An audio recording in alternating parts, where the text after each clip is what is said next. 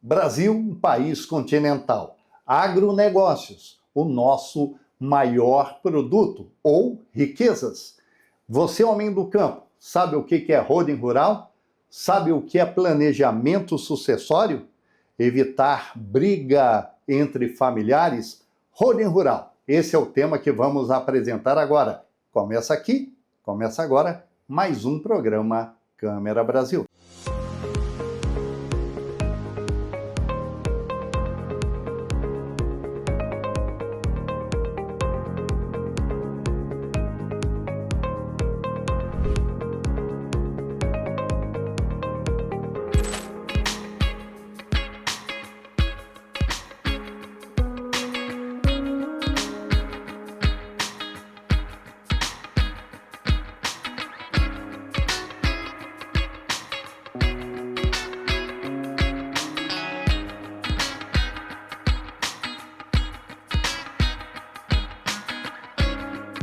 Olá, doutor, tudo bem contigo?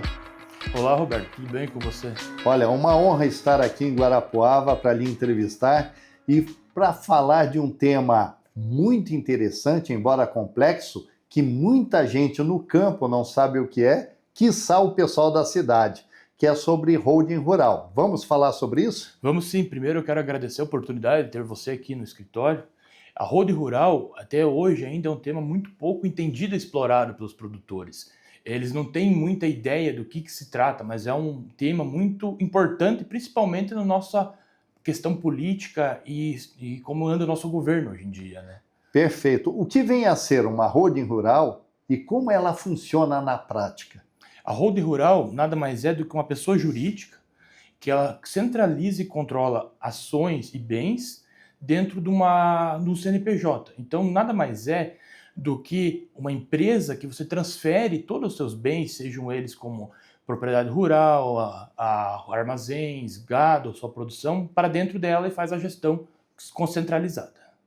E quais são os principais benefícios jurídicos para o produtor que decide criar uma holding rural? Os principais benefícios jurídicos são, normalmente, a proteção e a blindagem patrimonial, no caso de sucessão, a questão de economia tributária, quando se fala na questão de redução de pagamento de tributos, e também a questão de manutenção da propriedade e da atividade dentro da própria família. Ou seja, sustentabilidade financeira? A sustentabilidade financeira, além da parte de suas particularidades do setor agrícola. Pois, vamos pensar a nível Brasil, o setor agrícola, se vinha a faltar e a pessoa ia abrir seu inventário, a gente sabe que o inventário é oneroso, muitas vezes ele vai ter um longo período na justiça, e o que vai encadear? Muitas vezes a propriedade acaba tendo que encerrar suas atividades, ou muitas vezes acaba vendendo um imóvel para poder cumprir com as suas obrigações dentro do inventário, e isso corre riscos até mesmo de acabar a atividade, a dissolução da própria família e o seu legado. Evitar a abertura do inventário, então, é um processo lento. Isso, o inventário em si é um processo extremamente moroso, lento, e a holding vem como uma forma, um gatilho de se evitar isso, além de que se mantém a promoção e a continuidade da família dentro da propriedade. Doutor, como esse modelo contribui para a proteção do patrimônio da família? Nada mais é, a holding contribui da seguinte forma: a gente trabalha numa divisão entre 3 pilares, a gente separa a gestão, a família e a propriedade. Nisso a gente consegue agregar e continuar a atividade de modo que a gente consegue separar e trabalhar de forma isolada cada parte do processo de holding, dando atribuições e atendendo às suas complexidades e necessidades individuais. Além de que, nesse processo, a gente consegue manter a separação do caixa. Então, tem uma caixa do que é da família, um caixa do que é da empresa como ela mesma. Outra coisa que a gente fala é que a gente consegue, então, essa centralização da atividade rural. Às vezes, muitas famílias têm atividades em outros estados e afins e não tem uma capacidade de gestão controlada.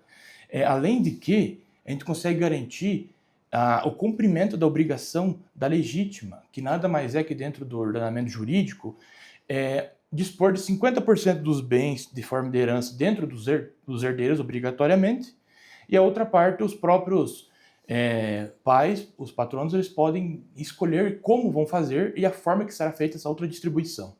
Além de, lógico, da redução de alguns impostos, como o imposto de transmissão causa-morte, e aproveitar algumas possibilidades fiscais dentro do ITBI, que é o Imposto sobre Transmissão de Bens Imóveis e afins.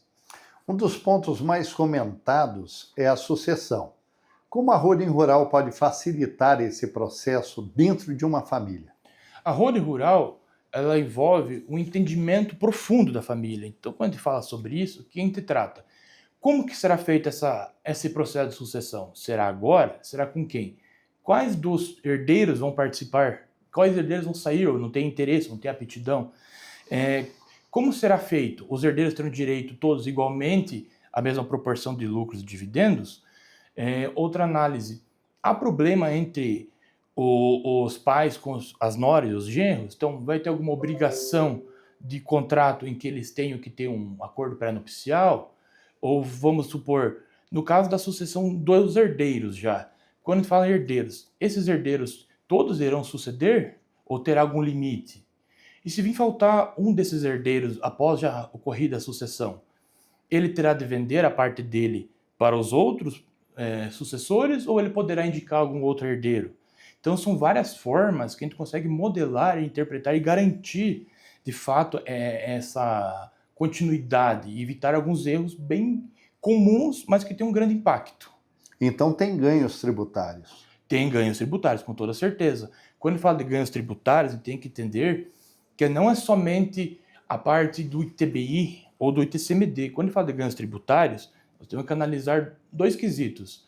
A questão, primeiro, do produtor trabalhando como uma pessoa física e do produtor trabalhando na atividade como pessoa jurídica. Quando a gente fala em pessoa física, o produtor hoje ele trabalha em dois modelos de declaração de imposto de renda. O padrão, que é lucro menos investimento, menos custos, e o outro modelo que é 20% sobre o valor do lucro bruto. E também a parte de compensação dos ganhos tributários. Quando a gente pega o produtor rural, que ele integraliza o seu patrimônio na holding, caso ele tenha tido problemas e na declaração de imposto de renda dele ele tenha declarado prejuízos, é possível amortizar esses prejuízos dentro do modelo de holding. Quando a gente fala também em questão, mas por que eu vou montar uma holding se depois eu próprio vou arrendar dela? Aí que tem outra questão que tem que ser observada. Quando se fala em arrendamento da holding para a pessoa física, a gente está falando de uma atividade que é entendida como um contrato imobiliário. Então isso gera um imposto maior. Então tem outras formas. Em vez de fazer contrato de arrendamento da holding como a pessoa física do produtor, pode trabalhar com um contrato de comodato ou um contrato de parceria rural. Que a parceria rural nada mais é do que a transferência de frutos ou receita. Então isso a gente consegue reduzir ainda mais a carga. Então no desenvolver da sucessão, a gente consegue manter isso. Outro ponto importante quando se fala de holding vamos supor, fez a sucessão em vida. Mas isso também garante que qualquer melhoria, investimento ou aumento de capital, eu não tenho uma nova incidência ou um valor maior arrecadado de TBI ou de TCMD. Porque essa melhoria já aconteceu dentro da holding, dentro da própria empresa. Então isso é um ponto favorável para o produtor. Outra lógica, talvez alguns produtores e famílias tenham áreas, mas essas áreas eles já arrendam para terceiros. Se a família faz o plantio, cultiva, quando vai fazer esse arrendamento para a holding, que não é o caso do arrendamento, vai ser um contrato de parceria rural, ela vai trabalhar dentro do lucro presumido. Por quê? Porque o lucro presumido é para aquela família que exerce atividade rural, que ela planta, ela cultiva, ela trata, ela colhe. Então, ela tem possivelmente um lucro menor. Então, uma margem de lucro menor.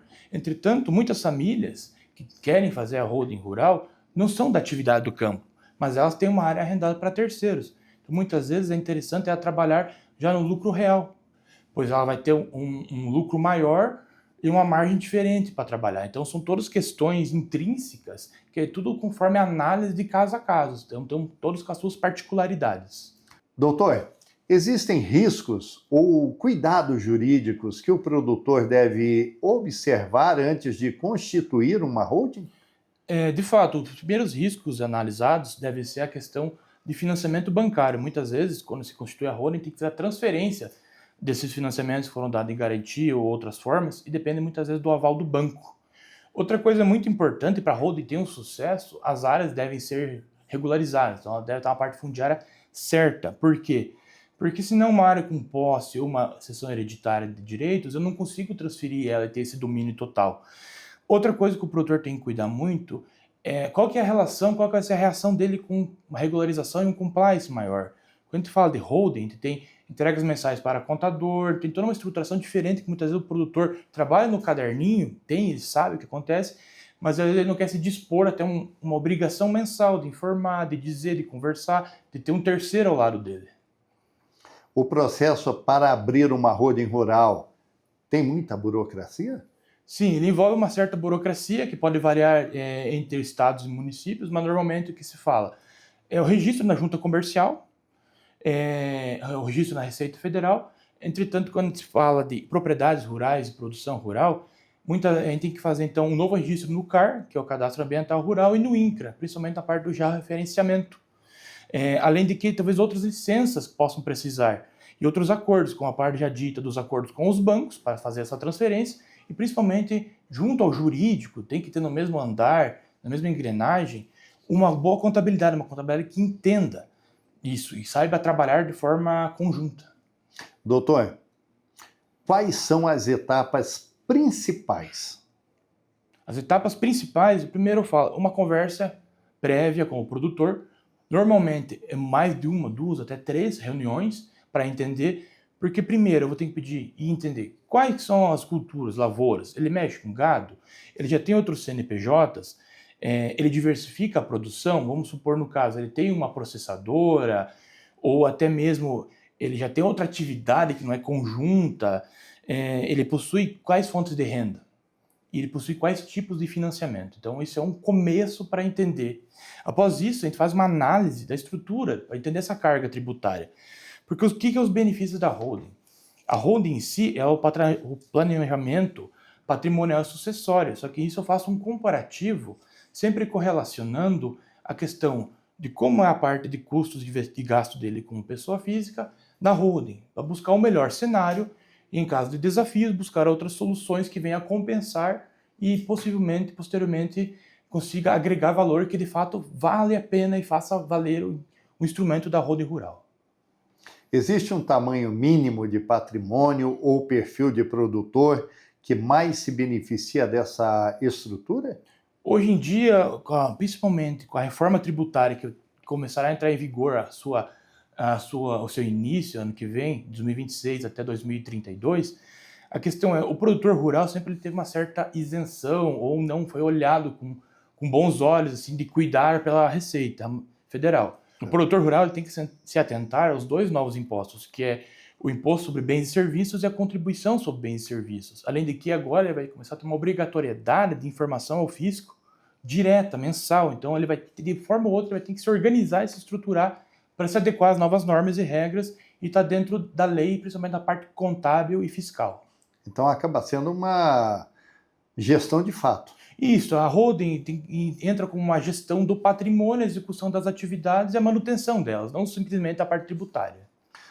A legislação brasileira hoje oferece segurança suficiente para quem adota esse modelo societário? Não, o Brasil sempre sofreu e sofre ainda com insegurança jurídica, tanto que na parte do ITBI, por lei dos estados, leis estaduais, você pode integralizar o patrimônio pelo valor histórico, o valor adquirido. Entretanto, muitos municípios querem cobrar, muitas vezes o produtor paga e acaba tendo que judicializar para reaver, além de que ainda existem algumas discussões se é sobre o valor histórico ou se é sobre o valor de mercado do bem. E quando a gente fala sobre TCMD também, se trabalhava sobre o valor das cotas ou das ações.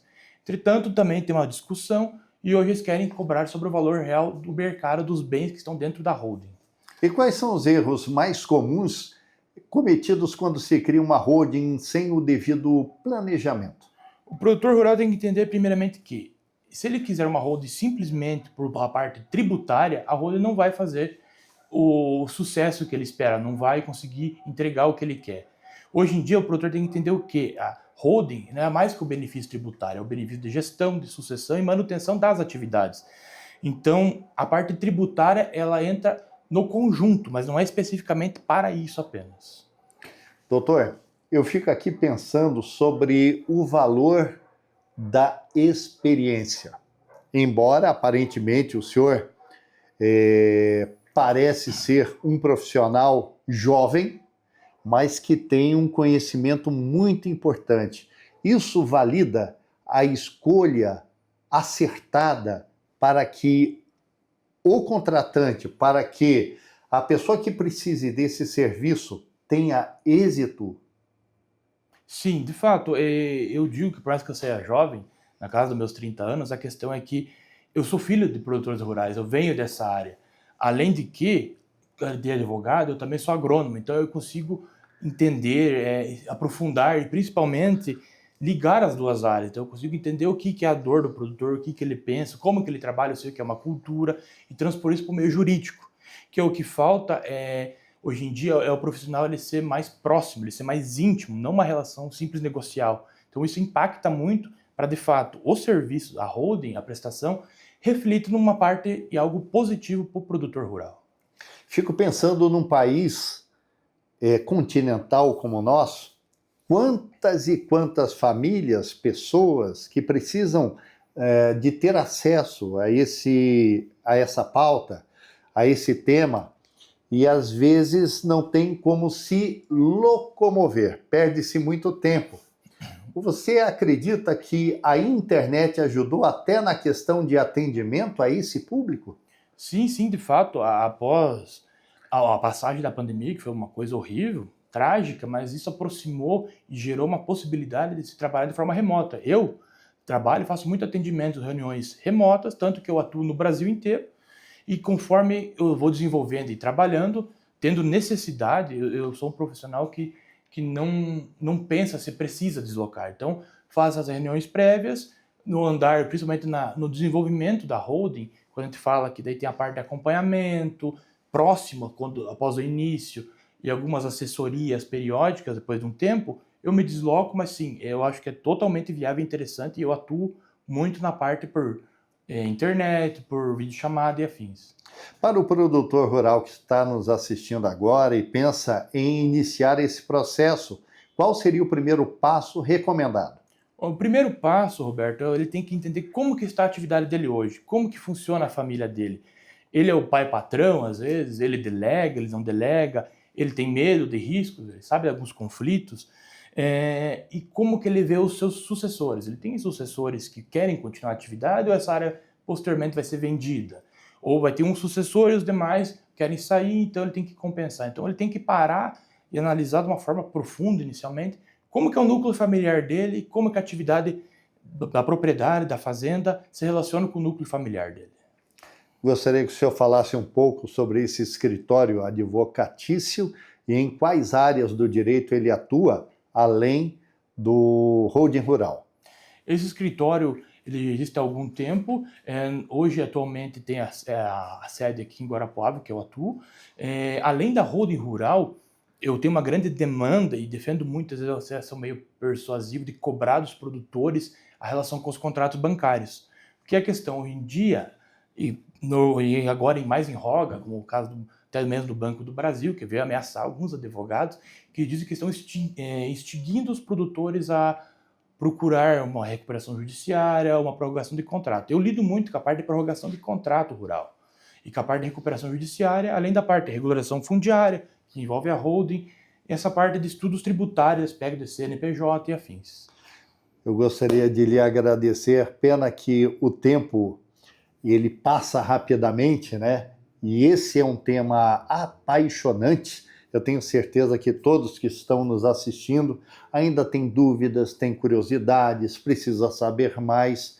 Eu gostaria que você usasse o seu tempo final para as suas considerações finais, já lhe agradecendo mais uma vez.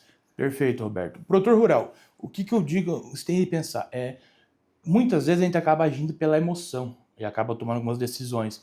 Sempre pare e pense e busque um profissional que entenda, que sinta, que consiga ter essa conexão com você.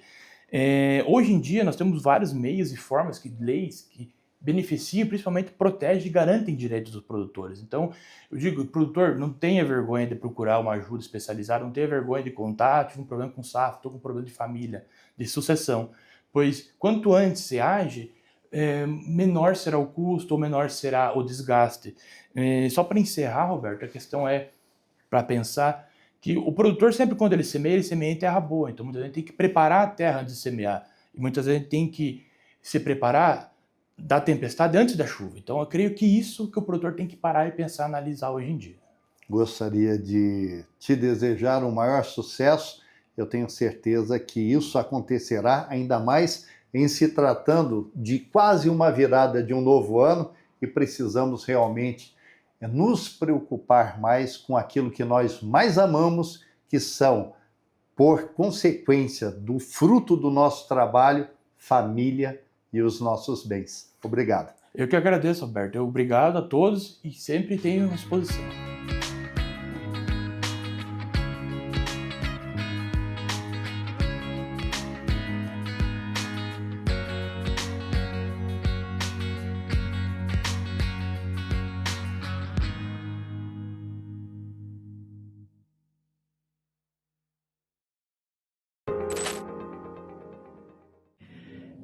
Ser feliz. Você se considera uma pessoa feliz? Você acredita que a felicidade existe de fato? Vamos falar sobre isto? Você já me conhece, sou Josi Alves, sou palestrante, sou terapeuta, parapsicóloga clínica, hipnoterapeuta sistêmica e estou sempre por aqui trazendo um tema, uma conversa para ajudar você no seu processo de autoconhecimento. E hoje nós queremos falar desta palavrinha tão importante, tão relevante nas nossas vidas que nós buscamos diariamente. Então, você se considera uma pessoa feliz? Você acha que a felicidade existe? Para muitas pessoas, a felicidade não existe. E eu posso te garantir que ela existe sim e é possível, desde que nós saibamos como entendê-la, como compreender a felicidade. Se nós buscamos a felicidade nas coisas, e se nós imaginamos que nós seremos felizes quando nós tivermos tudo que nossa imaginação deseja, aí é impossível ser feliz. Mas se nós olhamos para a felicidade como uma opção de olhar para as coisas do nosso dia a dia de uma forma diferente, se nós somos gratos por aquilo que nós temos e paramos de reclamar por aquilo que ainda nos falta, aí sim a felicidade vai existir diariamente na sua vida. Olhar para as pequenas coisas que acontecem de uma forma diferente, com gratidão, é o caminho para viver feliz. Por exemplo, hoje, você já parou para pensar em quantas situações você já teve para ser grato e para ser feliz? Desde o momento em que você acordou, que você abriu os olhos, o fato de você estar aqui agora, isto já é um motivo de ser grato, isto já é um motivo de ser feliz. Simplesmente por você estar aqui, não por aquilo que você tem ou por aquilo que você deseja ter. A felicidade, ela é possível quando você olha para dentro de si mesmo e reconhece o seu valor. Quando você reconhece o valor da pessoa que você é. Quando você reconhece o valor das suas qualidades. Quando você reconhece a sua força, a sua coragem, a sua determinação. Ser feliz é uma escolha diária, independente se nós temos ou não temos tudo o que nós desejamos, porque a felicidade não está ligada ao ter, a felicidade está ligada ao ser.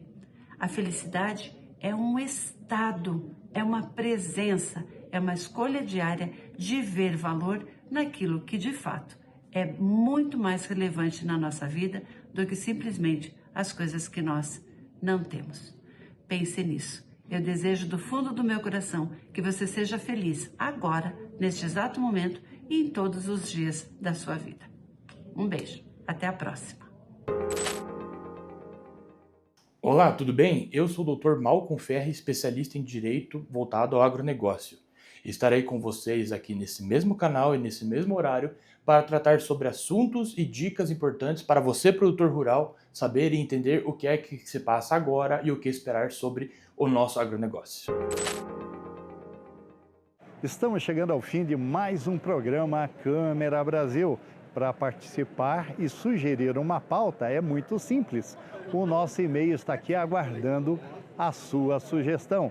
Um grande abraço e até o nosso próximo encontro.